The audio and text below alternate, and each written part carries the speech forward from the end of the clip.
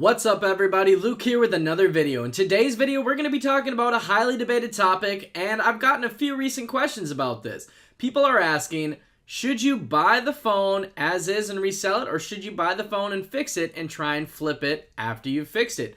What gives you a better return on your investment based on your time? So here's my thoughts on this. Honestly, unless you're very well versed in repair, iPhone and Samsung repair, I really truly strongly believe that any cracked devices you get, you should just buy them as is and flip them on eBay almost instantly.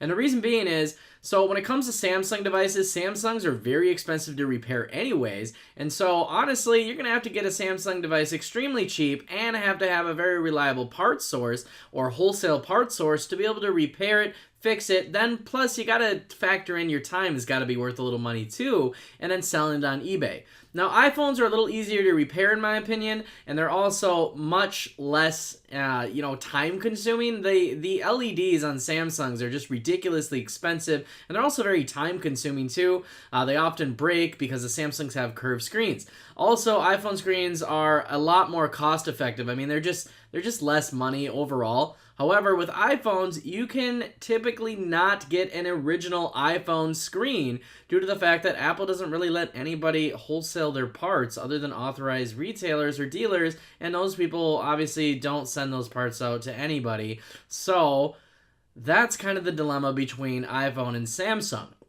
That being said, overall, unless you are very well versed in phone repair, it's honestly better to just buy them as is, appraise them as is, and just sell them. Now, one useful thing you can do if you are very well versed in phone repair is if you get a lead with a cracked phone, and let's just say they don't like your price or your offer, and you do everything you can to try and convince this person to sell you the phone as is, but they just don't want to do it. Well, if you know how to repair a phone, maybe take that dead lead and message the person and say, well, maybe I can't offer you cash for your smartphone, but would you like your phone fixed if I could do it for under $100? That is a way to convert almost every cracked phone screen lead into a potential customer. Of course, unless the customer, isn't using the phone and the cracked phone's just sitting around in their drawer and they're just like, I don't want to spend any money on it at all. That's very odd. That doesn't happen very often, but just kind of given a circumstance where obviously it doesn't always work. But if you use this method and you do know how to repair iPhones or Samsungs, sometimes you can turn the phone flipping lead into a repair lead and actually start to make more money that way. Not more money overall, but just more money as in you're not losing any leads. Obviously, phone flipping, in my opinion, is always going to make more money than repairs unless you're doing repairs full time. But these little side repairs can definitely be a gap filler for when you miss leads or when you can't come to an agreement with somebody on their cracked mobile smartphone. So that being said, this is kind of my response. This is just kind of a quick video, and just to give you guys a tip out there too, if you are, repairing smartphones or know how to, don't ever be afraid to bring up that side of the business if you can't close a lead or can't close somebody on the agreed price for their cracked smartphone. I mean, you got to think about it. If you do this, you could potentially turn almost all your leads that end up failing due to the fact that you can't come to an agreement with price on the customer.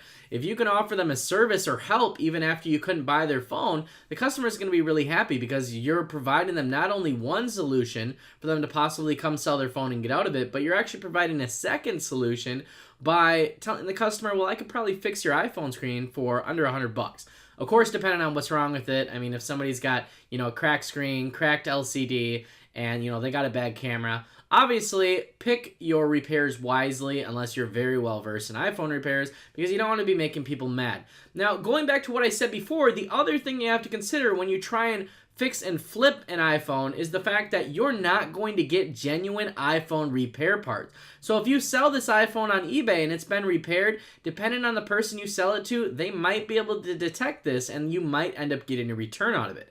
If you're honest about it in your listing and let everybody know, hey, you repaired it, most people are going to know that you didn't use genuine OEM Apple parts to repair it due to the fact that they're not widely available to the public. And that being said, you're going to get less money for the iPhone. So it's actually better, in my opinion, to sell the iPhone as is, cracked, just sell it online on eBay, and you're going to get the most money for your time and just, based on overall effort. I really think that it's a very scalable business model to just buy them cracked, sell them cracked as is, especially when it comes to iPhones and Samsungs.